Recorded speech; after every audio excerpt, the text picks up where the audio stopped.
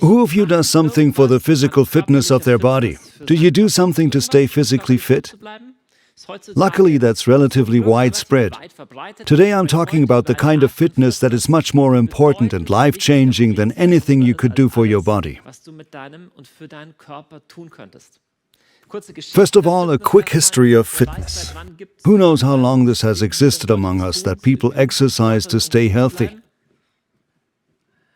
Right, this is the famous father of gymnastics, Friedrich Ludwig Jahn. He shaped the modern fitness culture, the modern gymnastics culture.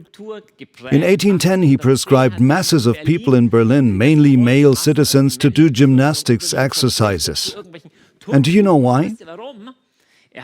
He did this meaning the gymnastics founder Jahn, who even looked like a gym founding father, I think. The reason he demanded physical fitness was so that men could be more resilient in the war against Napoleon. Because he somehow knew if you trained yourself physically, then you would be stronger when the going gets tough. And that is also, I think, the reason why a lot of people today also keep physically fit, for two simple reasons. One, your ability to perform increases, heart, lungs, and circulation get stronger, and more than anything, you also get more resilient. For example, with the spine. If you train regularly, you become less vulnerable to a pulled muscle when you move the wrong way or a slipped disc or so. That's how fitness works in general. And I will speak today about a type of fitness that is, as I said, much more important than the body. Because, you know, we humans are made of several dimensions. Humans don't only have a physical dimension, though of course that is foundational and very important, but physical fitness is only one part. You could say, what use is it to a person if they are physically fit but are depressed or otherwise can't get anything done in life because they can't pursue goals? Then they might be physically fit but nothing else. Let me write, or I'll draw it here. The foundation is, of course, physical fitness. If your body isn't feeling well and you're sick or can't sleep and so on, then all the rest is also affected. Most people know that humans have a physical dimension. If you don't know that, then you have a more fundamental problem. And you're responsible for your physical fitness. That has to do with what you eat, if you sleep, how much alcohol you drink, and also if you exercise. And there's not only the physical level, there's also the emotional level. And the emotional level can also be trained. You can be more or less able to handle stress. That's also called resilience. So how good can you handle if a terrible situation hits you? How well can you deal with stress and pain, the emotional level? If this topic interests you in a deeper way, I recently gave a presentation called Feelings. There it's specifically about how we cultivate this area. There are even people who meanwhile speak of the EQ. That isn't only an IQ, how smart we are, but also EQ, how we are emotionally. But today I'm talking about the third area, which isn't familiar to everyone, especially in the Western world. Some even say this part doesn't exist or it's only for crazy people. And that's the spiritual dimension of a human being. And I claim that just as you are responsible for your physical fitness, you are also responsible for your emotional and spiritual fitness. That's already the first thing to recognize. You are responsible for your health and your fitness. But this doesn't happen by itself. In fact, if you, for example, don't take care of your physical health, it will fall apart on its own. Left to itself, you are susceptible if you don't take responsibility, if you don't make choices on how you deal with it. The same applies to your emotions, but the same also applies to your spiritual life. If you don't actively cultivate that, you will lose it over time. You have a responsibility for what happens in your spiritual part of life. So for all areas, responsibility. For all three of those areas, we can first say that you are responsible for how you deal with them. That's the first thing to recognize. And responsibility starts where you can even do this right now as you listen to this. Ask yourself, how am I doing in that area? How am I doing physically? Do I need to see a doctor again? Am I well rested? Am I sick? How am I doing emotionally right now? How am I in that area? Am I in balance? Or am I actually totally stressed? Or am I currently in a grieving process? It's important to recognize what's going on with my emotions. You can also ask spiritually, how am I doing in that area right now? I even claim that the spiritual dimension is not only one of the human dimensions, but it's the most important one. And I'm not just saying that from a gut feeling, but it's meanwhile being studied also in psychology. I don't know if you know the famous name Abraham Maslow. He's mainly known for the Maslow's hierarchy of needs pyramid. Have you heard of that? It's sometimes taught in school. It's a pyramid that says at the bottom of needs there are, of course, physical needs, that you don't freeze and have something to eat. Then there's needs for safety. Then there's social needs. Nobody likes to be alone. You somehow need decent relationships. And only over time did Maslow recognize that beyond self-actualization there is a need above, and he found out like this. He studied very famous influential people of history, like Jefferson or Lincoln, the US presidents. He looked at biographies of Roosevelt or Albert Einstein, Albert Schweitzer, Martin Buber, so of great thinkers who influenced history, dozens of them. And he came up with this common basis, namely, he found out that all these people had experienced something that they called transcendent or spiritual.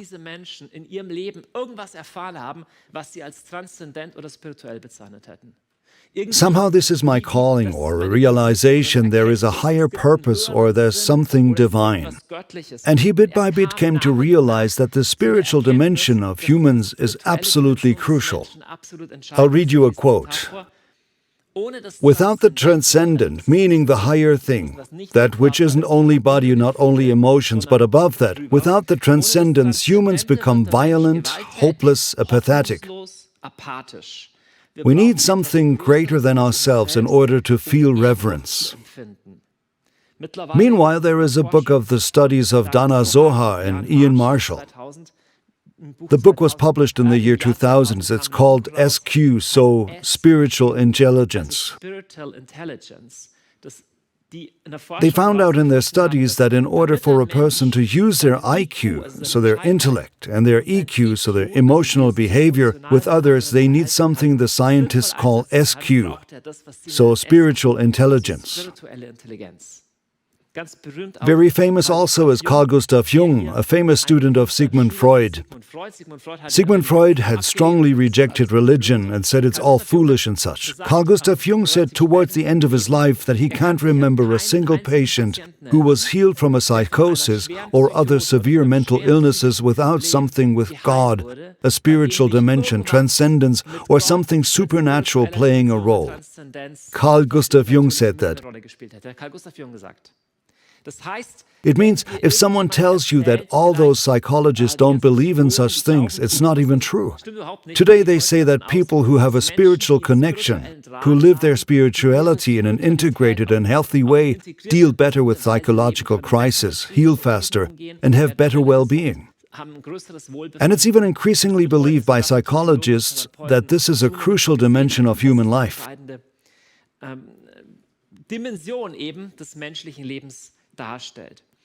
And I'm fully convinced of this. Nothing in a human life can replace that. Not even good relationships. Not even that you have a great marriage, great kids, a great job, and nice vacations. Humans are spiritual beings. We have a spiritual dimension, and we need to definitely talk about it. And the question is, well, is there such a thing as fitness for that? And I mean, for the body it's okay. Your body can be looked at. The spine, it's built in a certain way, and so because it's built this way, it will probably work best if you also more or less keep it in this shape. That's how fitness works. The spine is made to keep the body upright. If you always walk around like this, or always carry heavy loads on your back, then you will eventually feel bad because your spine isn't made for that. Fitness means you look at what situation this human dimension is created for, and how you can keep it in that state. Now the question is, how is it with the spiritual dimension? So with the body it's easy, the body is made, so you can maintain yourself and that you can walk and not fall over and so on. And with emotions you could still say, well, emotions are also important so you can have relationships and so on. But what about the spiritual dimension? It seems there are mainly 2 or 3 main answers, and they are a bit different depending on religion and philosophy. Namely, on the one hand, there's what I would call the magical answer. These are magical practices. Or also in many indigenous religions, someone becomes possessed by a spirit to gain power over others. Scientology also goes in this direction. So you somehow train your spiritual dimension, but it's mainly to become more powerful. Some people think this is also what religions are about, but this is actually magic. Magic means you train your spirit so that you can reach certain goals. That's magic. And then there's a second way, I'll call it the Eastern way or Buddhist way. This is quite widespread these days. And it teaches that the spiritual dimension mainly has to do with dissolving the ego, that the ego dissolves and you get away from material things, but the goal is nirvana. The goal is absence from all things that are on the outside. And apart from the magical way and this nirvana, there's also a third way, and I want to talk about this today. I call it the you way. This is based on the belief that the spiritual dimension of humans has an aim to focus on a you, namely a transcendent you. How would one come to such a strange idea? You get to this strange idea because we recognize that humans are also made for relationships and there are other dimensions. See, you can train your body like crazy, then you end up with big muscle packs. But if in the end you are not capable of also being tender, you have a problem. Because the human body isn't just made for lifting weights, the human body is also made for relationships. For example, the genital organs are made to enter relationships. That's their main function. Dear women, the breasts you have, dear men, disappointment, those breasts aren't mainly made for you, but they are on the physical body because they can nurture life. The human body is already made for relationships. If you didn't have a body, you couldn't give anyone your hand, couldn't hug anyone. The human body is created for social things. Facial expressions, that you can smile, is due to the fact that we humans are relationship beings. And obviously the emotional dimension. You can only be emotionally healthy if you are capable of relationships. The main indicator for emotional wellness is that you are capable of moving towards another person. And so, I find it highly plausible that the spiritual dimension, so the higher things in humans, isn't just made so that we can somehow meditate it away or focus more to influence people, but that humans are also created for a you in this dimension.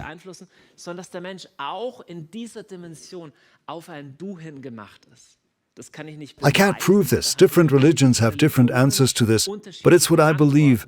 It for sure is the specific worldview of, for example, of Judaism. And in general in monotheistic religions. I think also in Islam, whereby Allah is a very strong Lord, not so much a friend. But with Sufi mystics, it's a bit like that, so in parts of Islam. And it's definitely the case in Christianity, very typically, for example, in the Psalms. The Psalms are prayers, very old, like 1000 before Christ or so. So very old poems, ancient texts from Israel. And the way the psalmist prays, the way he talks to God is highly unusual. Because around the same time there's also Homer with the Greeks, the Iliad, or other old texts. And how gods were worshipped in other regions, it's noticeable, it's more distant. In Judaism and the Psalms, you get the sense that they really know God as a person. It's typical, for example, how someone prays in the Psalm, in this case David, "Protect me, God, for I hide myself," as Martin Buber translates. "You alone are all my happiness." That's the language. It's more intimate than a best friend. I wouldn't say to my best friend they are my full happiness. That would be a bit odd. That's almost the words of a couple in love. And the hide me is like, well, a baby that leans into their mother or father is something very personal and very intimate.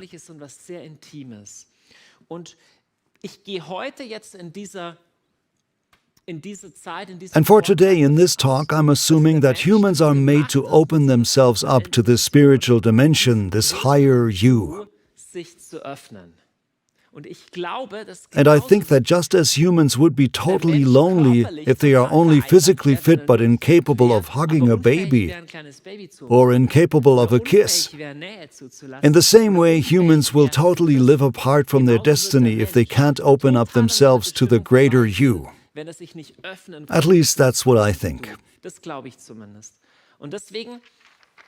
And so this talk, which I titled Spiritual Fitness, isn't so much about fitness, but more about relationships, more about encounter. And I'll call this the path to the you.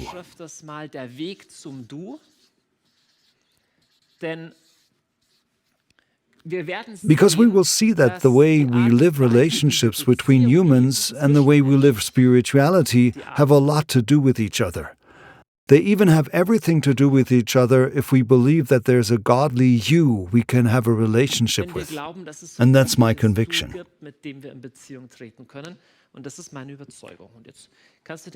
Now you can imagine how it would be if two people want to move towards each other in a real me-you relationship, a close coming together.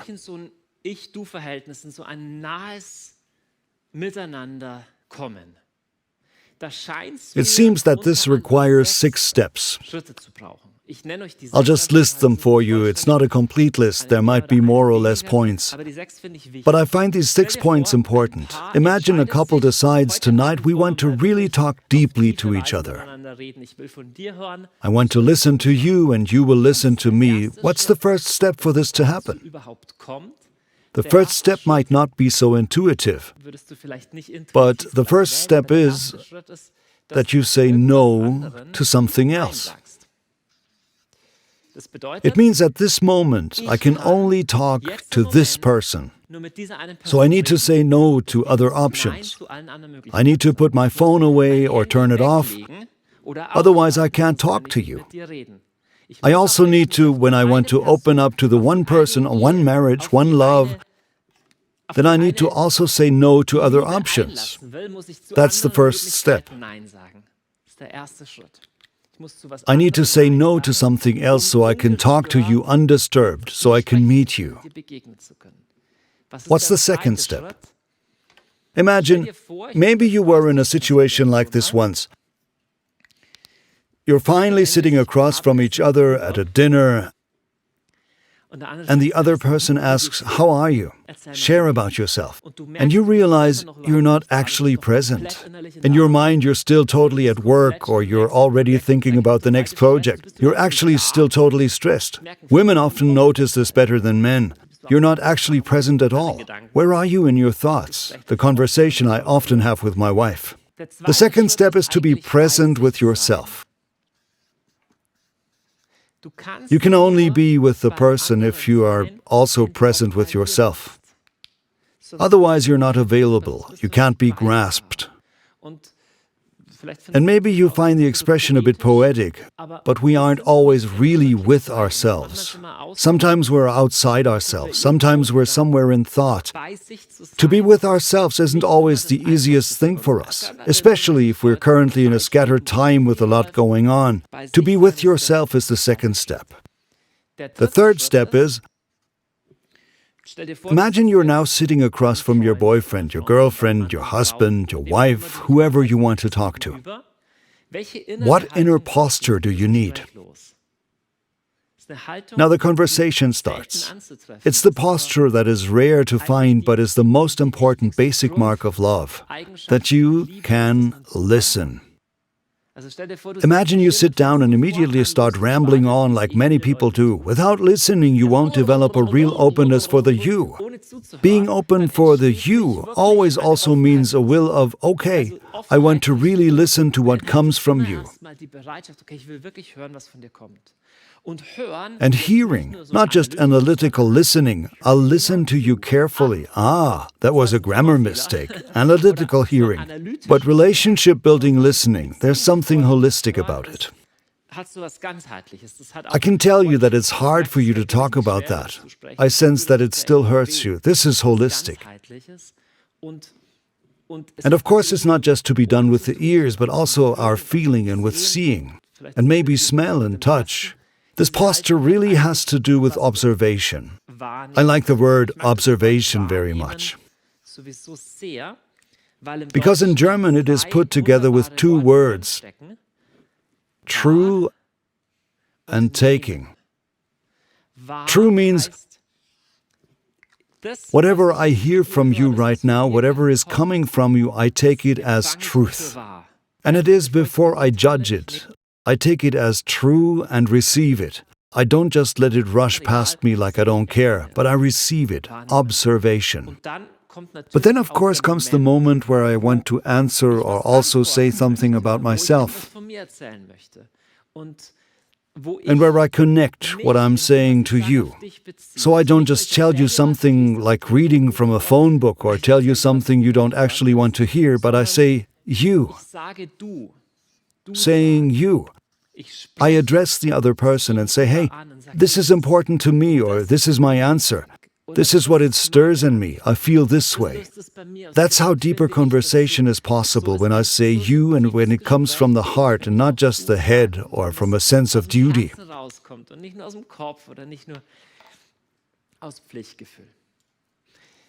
The fifth and sixth step may not be as familiar to you. But now imagine you have such a conversation, both have talked to each other, and then it's over again. In order for this to become a long-term path to the you, meaning you really talk to each other so the relationship deepens, it then requires a routine. So, for example, it might need an agreement. You know what, from now on we'll drink tea together every day or go for a walk once a week, or at night before we go to bed we talk one more time. And long-term this keeps the friendship or the parent-child relationship or the man-woman relationship or partner relationship alive, if you manage to make this path to the you a firm path, one that you can walk quickly on. zu einem festen Pfad zu machen, einen, wo man schnell gehen kann. Und dann gibt es schließlich ein And finally, there's the sixth and last reoccurring very, very important step and very important chapter on the way to the you. And it is failure. It's disappointment. And it's the tears. Because the way from the me to you also includes many obstacles. Sometimes you imagine something and the other person turns out to be different. But life happens, and things happen that I didn't expect. And this is the inner, deepest test for a relationship, and the place where relationships mature the most.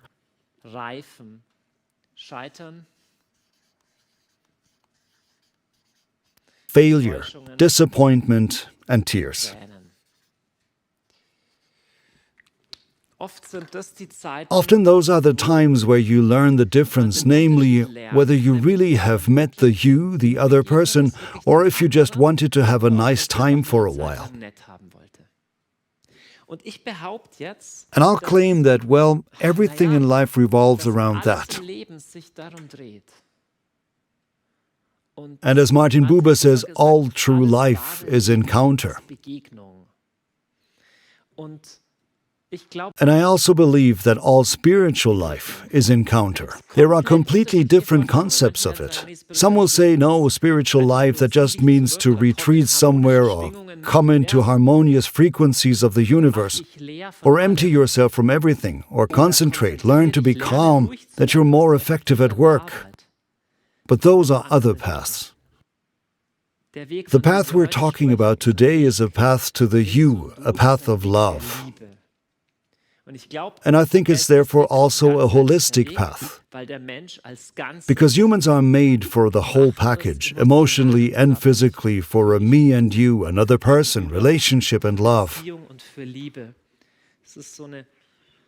It's a kind of story that I heard once, where an old man like 80 or 85 is at their deathbed, And he says to his son, probably around 60 or 50 as he is dying,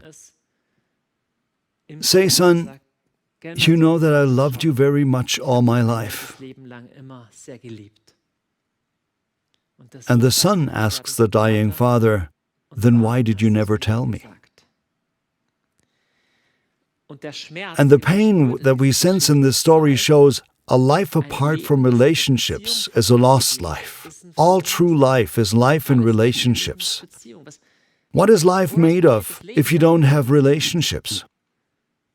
What is life made of if you have money and speed and all sorts of things, but lack relationships to the people close to you? And now, this is the point, all these human relationships, they eventually end. But what remains then? Could it be that we also can go our whole lives, like this old man living apart from his son because he never got around to truly telling him, showing him his heart?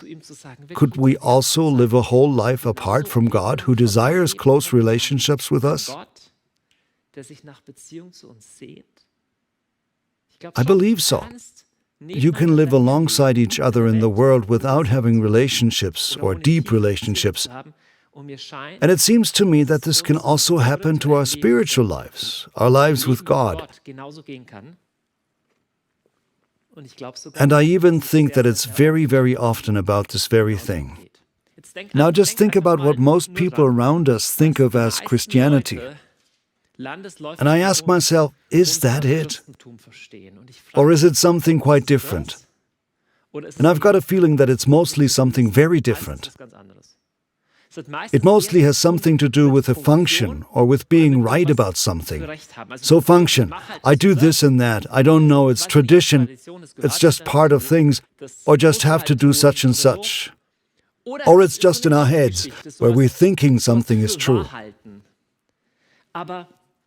I want to just tell you personally a story that bothered me a lot. Namely, I once was on the Mount Athos. I mentioned this in several books. I once was on Mount Athos. It's in northern Greece, a republic where only Greek Orthodox and Russian Orthodox monks live. Meaning men who give their whole lives to seek God.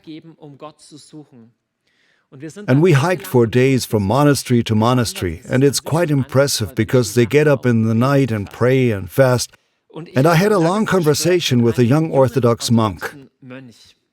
And he said something that bothered me so much.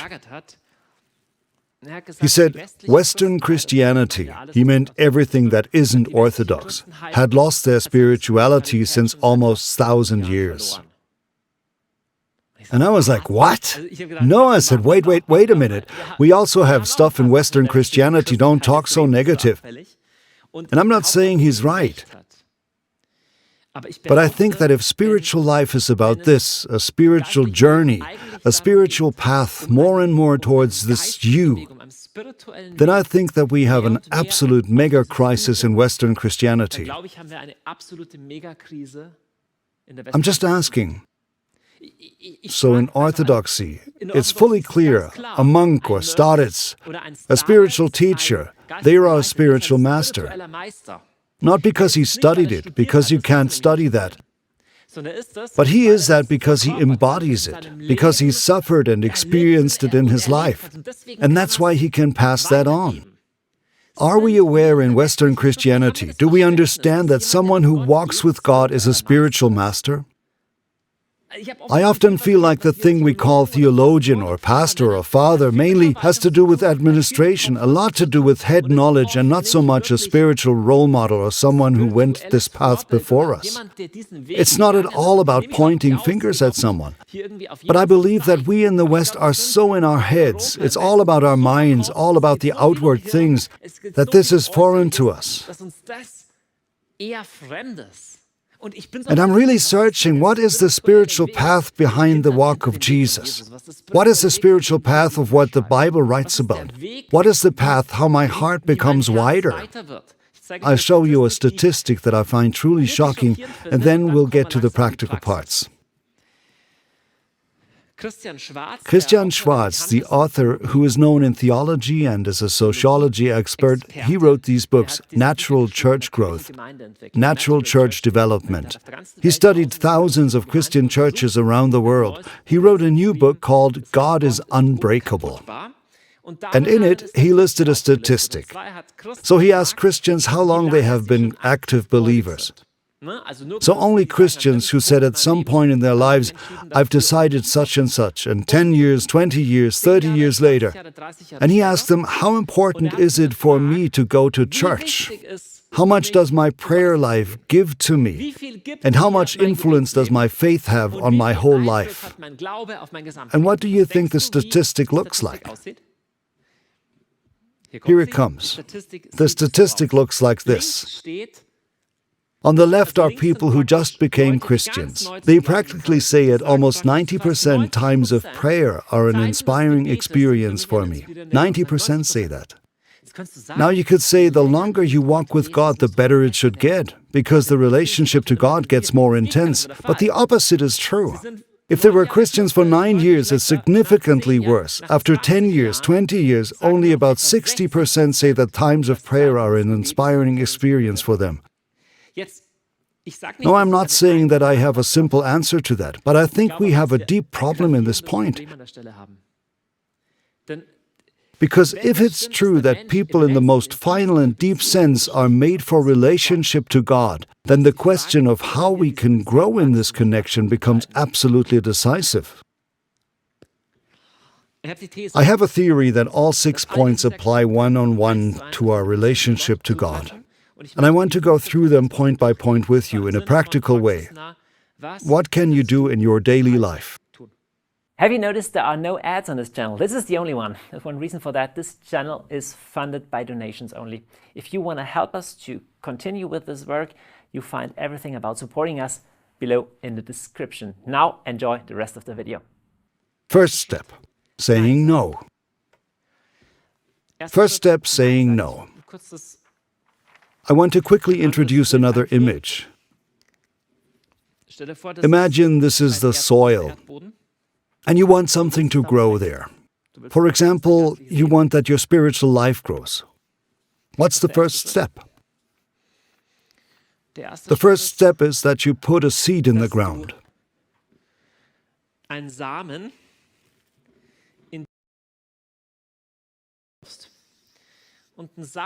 a seed, Jesus also says that if a seed doesn't die and so on, to put a seed into the ground doesn't seem that glorious. It feels like dying, because you want things to grow, not that something sinks deep into the soil. I think the first step to living a spiritual life is for you to learn to say no. You can't say yes to everything, just like you can't be married to 20 people at once. You need to show, now I'll take this hour for us, for our relationship. I think there can't be a spiritual life without stillness and being alone. And with stillness, I mean outward quiet. So handling that there is no noise, no radio, no TV on, the phone is off, and being alone. We live in a time that is massively overfilled with music and with people. And when no people are around us, we are on our phones. My friends are in there. Did someone text me already? And we can barely stand it to be alone. But your spiritual life will be shallow and flat if you don't take time of deliberate stillness and being alone. That's step one. You need it. And not just sometimes, but regularly. If you can no longer turn off your phone, if you can no longer go without your music, if you can no longer be without people, then your spiritual dimension is in danger. It's like when you can't climb stairs anymore without catching your breath. You realize, okay, my endurance is bad. This is how you can tell your spiritual dimension isn't healthy anymore, if you no longer can handle being alone, when you can't handle stillness. And if this is new to you, then you may not be able to start with 3 days alone in the mountains, even if that can be a good practice. Maybe start with 15 minutes. Start to incorporate stillness and alone time in your life. There are also things that are important, like community. It's also important to have music and conversation. Yes, it's all important. But you need times of stillness where you're alone. Otherwise, you won't reach a depth. Just like you can't have a deeper conversation with someone if you are constantly on your phone at the same time. Turn off the phone, close the door, take designated time alone with your God. That's the first step, saying no. What's the second step? The second step is be there, be with yourself. Sometimes I have a feeling that God is hard to find, but it's us who are hard to find. It's funny, there are people who say, I'm looking for God, I don't know how to find God. In the Bible, it's the opposite. God comes to the Garden of Eden and looks for the humans. God isn't hard to find. Adam is the one who hides. And sometimes I feel like it's the same for me. I don't even know where I am. I've gotten lost in my stuff. I can't sit still in my thoughts. I've gotten busy somewhere on and off. And the second step, once you said no, is you turned off the phone and it's quiet. Now you arrive with yourself. How do you do that? Let me draw you another picture. And in the end, we'll try to put the two pictures together. This is a person. And this person is just sitting there. Like a very simplified depiction. And let me simply ask you, can you stand it to just be there? Like without doing anything right away, without cleaning, without writing something down, just to be there. Namely, at a very special place I find fantastic, and it's the here and now.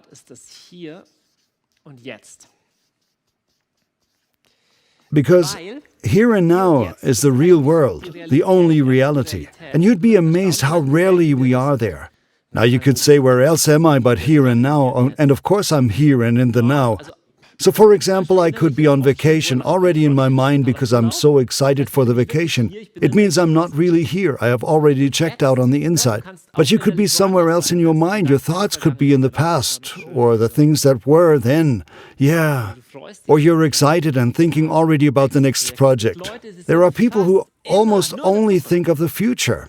Only what comes tomorrow, and at the start of the vacation they're already stressed that the end of the vacation is coming, and at the end of the vacation they already look forward to Christmas, and on Christmas they get nervous because their tax returns, always, like the carrot, you know from Winnie the Pooh, where the carrot is dangling before the donkey and they never get it.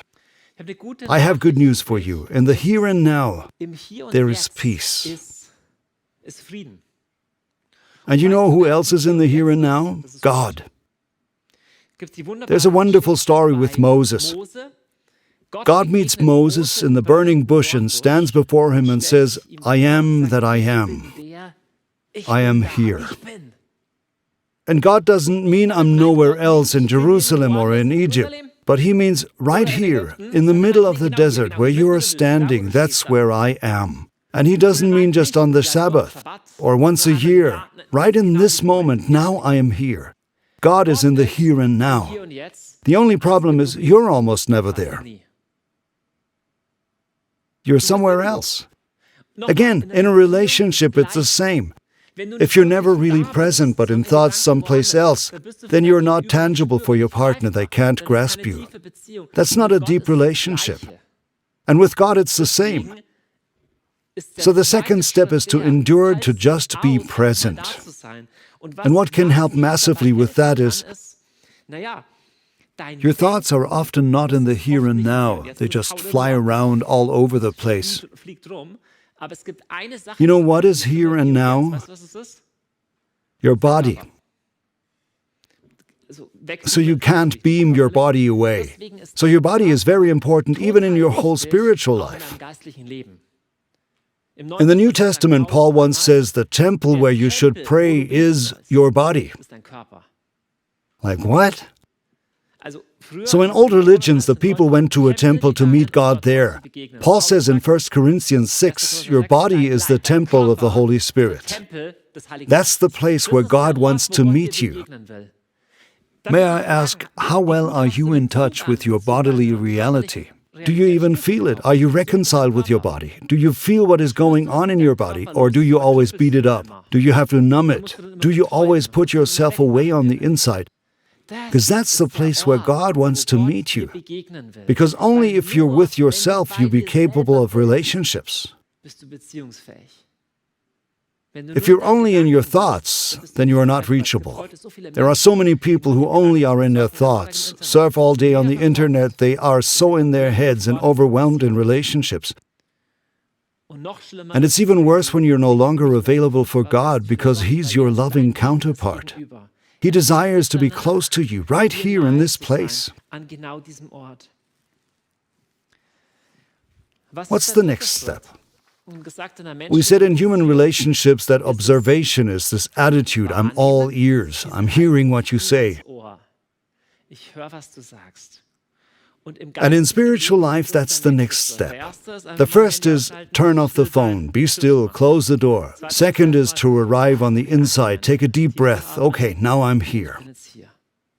The third step is to just listen and observe.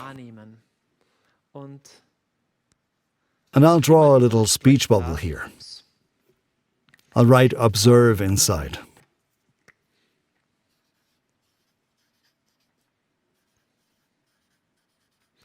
We're generally bad at observing. I once saw a cartoon that was funny. Someone is kneeling in a church and says to God, God, prayer is supposed to be a conversation. Why am I the only one saying something? Then from the top comes a speech bubble saying, because I'm the only one listening. And it's true. In a conversation, the posture of listening, what's coming in right now, is more important than talking. And in spiritual life, it's the same thing. We humans are, or especially us in the West, we're quite bad at observation. I'll do a little experiment with you.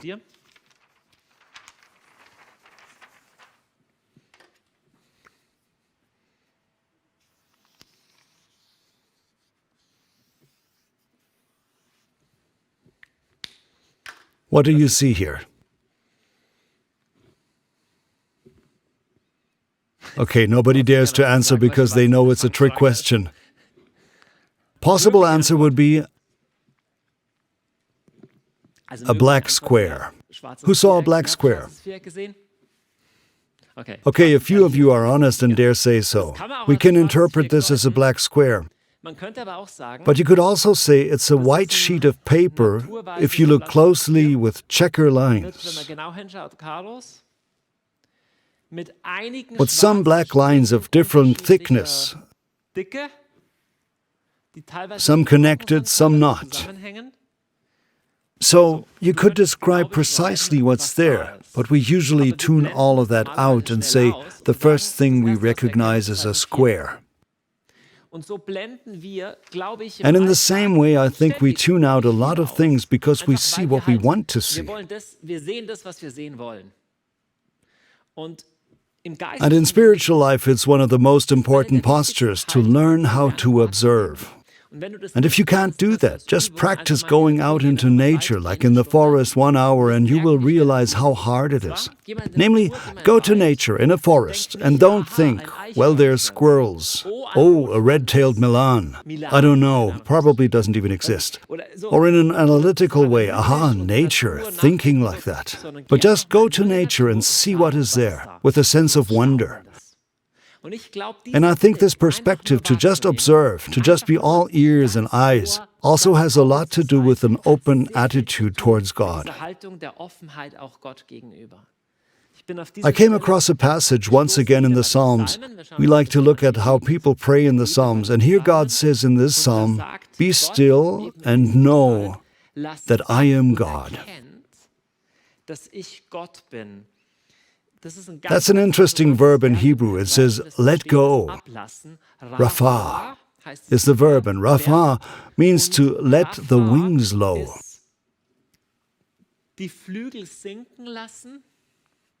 Rafah means to relax, to be still. Rafah means to stop what you are doing. And here God says, stop with all your stuff, let the stress fall, and recognize that I am God. And recognizing in turn is also interesting. Sorry, this might seem a little know-it-all, but it's just beautiful how in Hebrew it says, yada, the same word as Adam knew his wife. So it's not a head recognition, but we become one with something. Here God says, stop all your stuff and recognize and observe that I am here. I believe that recognizing God's presence isn't so difficult. But I think these first 2 steps, or even the first 3 steps, are very foreign to us. We don't just manage to say no because we're too busy. Then we're not with ourselves, and then we just don't make the effort to really be present. I'm not talking about concentration. Observation is what you do when someone pours their heart out to you. You just listen are all ears. And if you try this posture just for yourself in private, that you just open your heart and say, okay, God, whatever is there right now, I want to observe it with open hands, then something will change in you. Not immediately, but gradually. This attitude to observe is also a posture of listening. And for believers in almost all religions, it also has something to do with dealing with holy texts. And there I have something sad, again, about us Western Christians. I think the way we treat the Bible is very superficial and in our heads. If someone you love tells you something, then you don't only listen for what they explicitly say, but you hear nuances, tune in and taste nuance. And I think we need that kind of dealing with the Bible. This is really interesting what Jesus says about his words. In the Gospel of John, there is the statement, the Spirit gives life, the flesh counts for nothing. Also interesting, he says the flesh, so human efforts, they aren't enough, but the Spirit gives life. And he says, the words that I have spoken to you, they are full of the Spirit and life. The words of the Bible aren't just head information, and they don't just talk about spirit and life, they contain spirit and life. So you can't just digest them by listening to them once and checking it off on a list. I know that already. But they ought to be observed in a whole way. We have a very one-sided way of handling it.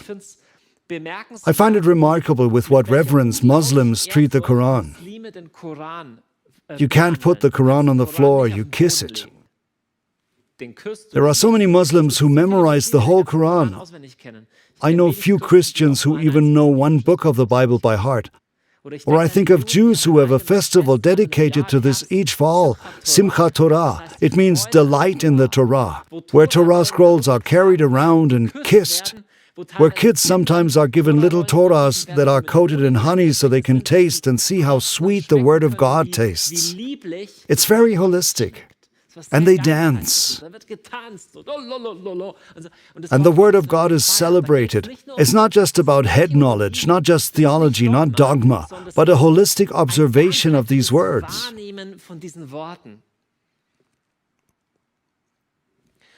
And this is different from meditation. Important. Meditation isn't so much you. Meditation isn't bad. Meditation is about coming to calm, observing. But meditation can also revolve around the self. And this posture to observe of the you, we call this contemplation or contemplative prayer, is not just revolving around the self, but it is, yes, I become still and I am present with myself, but then I open up for the you. There's a very beautiful story of a pastor who came to the church and saw a simple farmer who always knelt in the church and looked at the cross for hours. Der immer da in der Kirche gekniet ist und vorne aufs Kreuz geblickt hat. Stundenlang. And then the pastor came one day and asked him, "What are you doing this whole time?" And the simple farmer said, "He looks at me and I look at him." And that is, if you will, a summary of the path to the you. Imagine a loving couple. We could say the same thing there. I look at you and you look at me. And not just look, well, you're blonde and okay, I have brown hair or so, but I see who you are, and you see me for who I am. Friends, that is what the human spirit is made for. It's made for the godly you, this counterpart.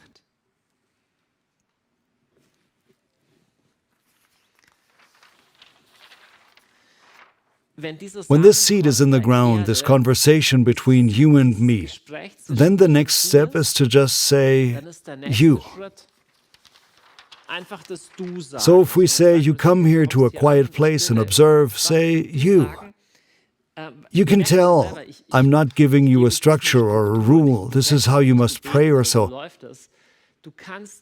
You can pour your heart out with your words just as you want, with the simplest words. The main thing is only that you even say, you. That you even dare to speak, that you really let out what is in you. And in the measure that you do this, I can only show it through a symbol, but in the measure that you fill your words with words towards God, by telling Him of your problems, by hearing His word and speaking it back to God in prayer, something grows. Something grows just like something grows from a seed. It grows slowly. And what it needs to keep growing, it needs a little watering. More than a little water. Okay, watering can.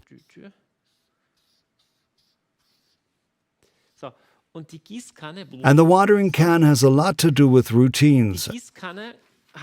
And that's the fifth and second to the last point. Routine. This is in all areas of fitness. There is no progress without routine.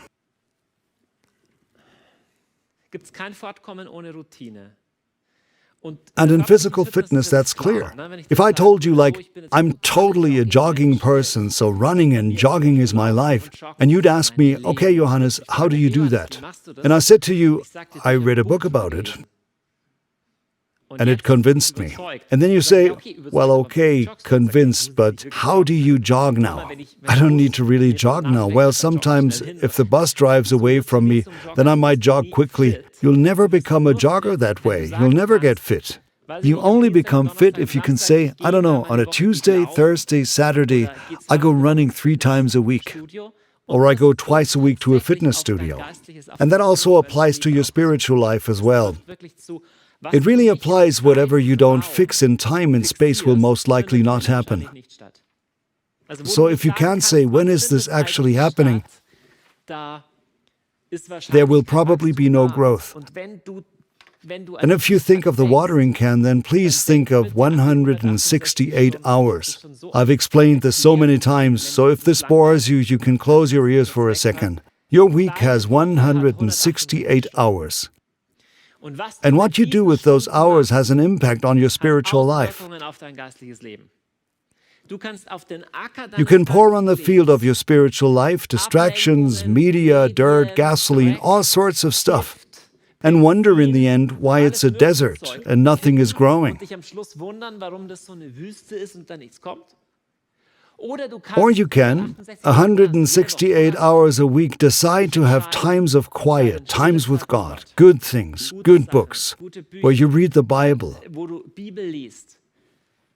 In a healthy routine, watering the ground, and that will bring fruit. You almost never see immediate results with a routine. It's not like if you decide today I'll brush my teeth every day that your teeth will be better tomorrow. It's not like that. With physical fitness, it's also not like that. But the effect after 6 months, 1 year is extremely great. Added up to a whole life, it's a big difference if you brush your teeth or not, or if you treated your body well or not. And your soul, your spiritual dimension is more important than all that. But it's not enough. We need to just stop talking about stuff everywhere. It makes me mad, because we write books about so important spirituality and prayer, and we don't do anything. And our 168 hours, we waste them. 50 hours of work, 50 hours of sleep, and the rest, I don't know. Netflix, take the dog for walks, call people, the time is filled, but your heart stays empty and your spiritual life becomes barren. And I see it everywhere. I know few people in Western Christianity who have a deep spiritual life. I'm sorry, it's few. And then these statistics are a result of that, where people say, I've gone to church for 20 years, but my life doesn't show it. Well, because it's not made for that. You're not made for getting a spiritual impulse once a week on Sundays. You have 168 hours. You are made to live a relationship with God every day. Humans only work that way. Humans are spiritual beings. You're not a robot, not an animal.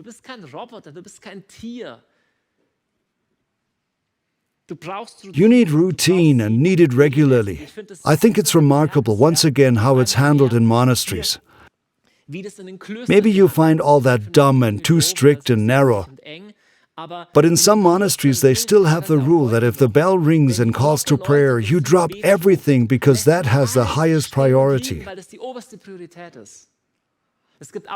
There are records of great men and women of God. I think of Theresa of Lisieux. She wrote her diary. At one point, her sentence stops right in the middle of a word in the original manuscript because the bell called her to prayer.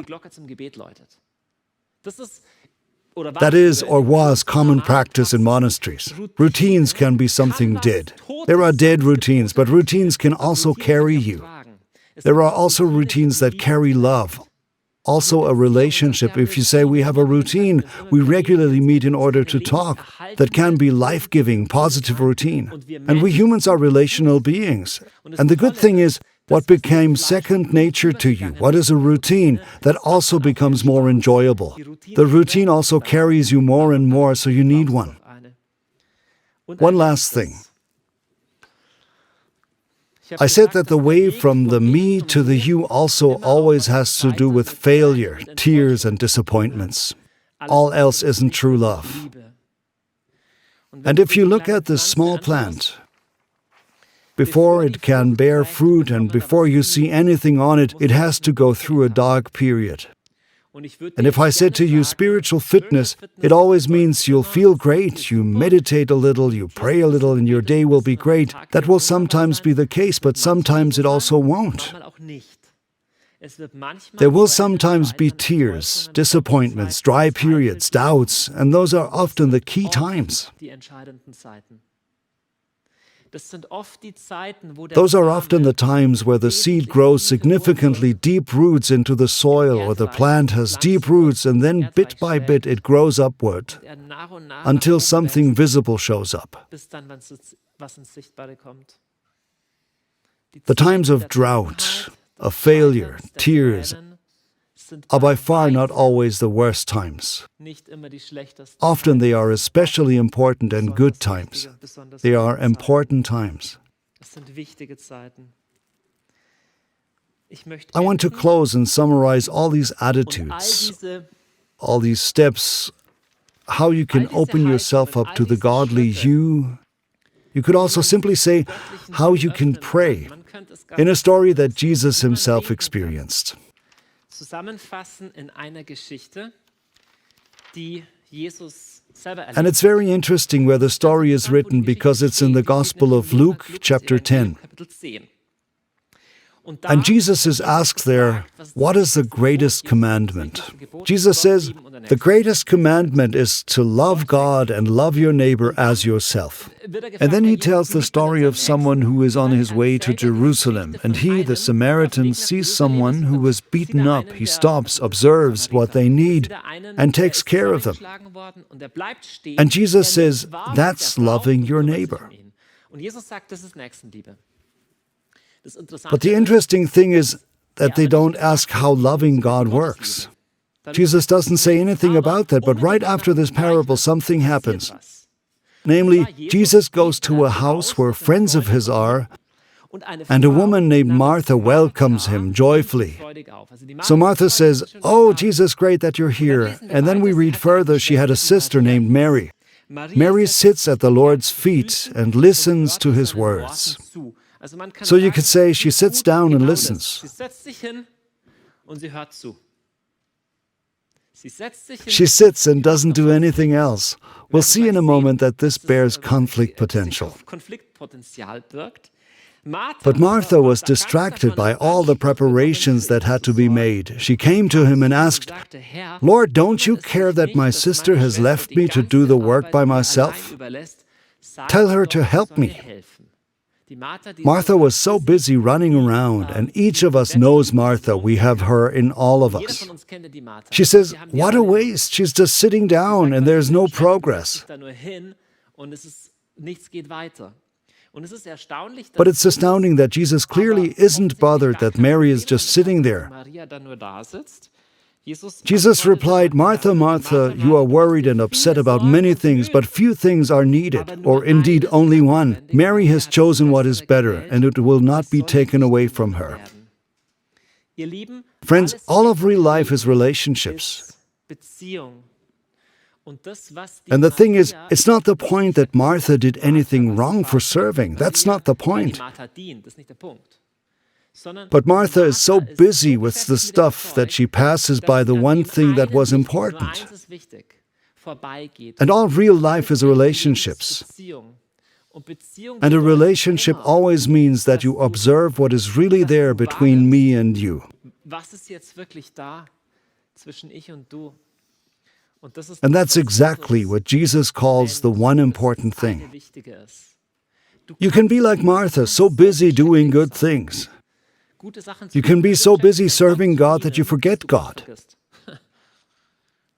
And that's the problem. And Mary realizes, wait, Jesus is here now. I should rather drop everything, be still, and know that I am here. Again, she had a sister named Mary who sat at the Lord's feet and listened to his words. If you cultivate a lifestyle where you regularly take times to sit down, be present in the here and now, to observe what comes from God,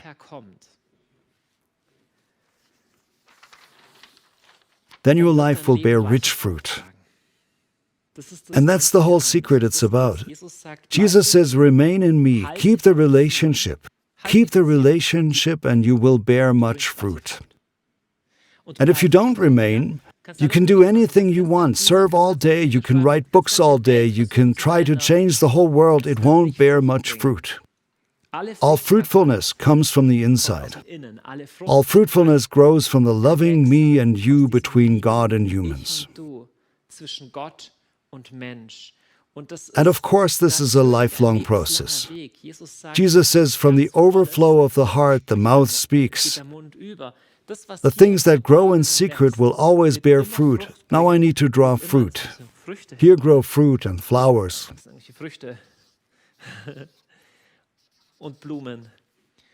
And it will make a difference and become visible always. And if you need a final quality test, if you want to know what is real or not, you know where you see it? In the you. Authentic spiritual growth, authentic growth in faith makes you more capable of relationships. If it doesn't increase that in you, it's a dangerous path. That's not a path to the you. It might be a path to falling into the self or an ego trip in meditation. If it's real, Jesus says, the greatest command is to love God and love your neighbor as yourself. And the three go together. If it's real, you will be better able to love. And being able to love means that you go on a journey towards the you, that you say no to some things and can be fully present with yourself. That you don't always need stuff from outside, all the action and distraction and stuff, but can be with yourself. That you can bear it to just observe what comes from the other person. that you can be open for what the other person gives you, but also that you can say you, that you become able to allow closeness and to give closeness and express yourself, that you bring healthy routines into your life which are healing. And finally, that you, even through failures and tears, become the person that is loving. That's the way. At the end of the whole story, spiritual fitness is just that. Become a person who loves. A person who sits at the feet of Jesus and is happy. Because the great thing is, Martha has a problem with Mary just sitting there and doing nothing. But not Mary. Mary knows that it's okay for Jesus when she does nothing. And if you deep down experience that you are loved by God and that you are carried, even when doing nothing, when you're just there and doing nothing, then your life in the here and now has a foundation and depth that nobody can rob from you. And that makes you deeply grounded. It makes you fit. It makes your whole life whole and gives your life an order where everything finds its place. And I just want to personally say this is my greatest treasure. It's the treasure of my life, the message of my life, my deepest and most important thing. I wouldn't trade my time with God, which I take daily for myself, for anything in the world. Not for my best conversations, the best community, not for the deepest intimacy. Everything has a place in my life. But what stays eternally is your relationship with God. That's the most important thing in our lives. You should make this your top priority in life, the first priority of your day and your time plan, because it's what carries you, and it's what remains, and is what you're made for in eternity.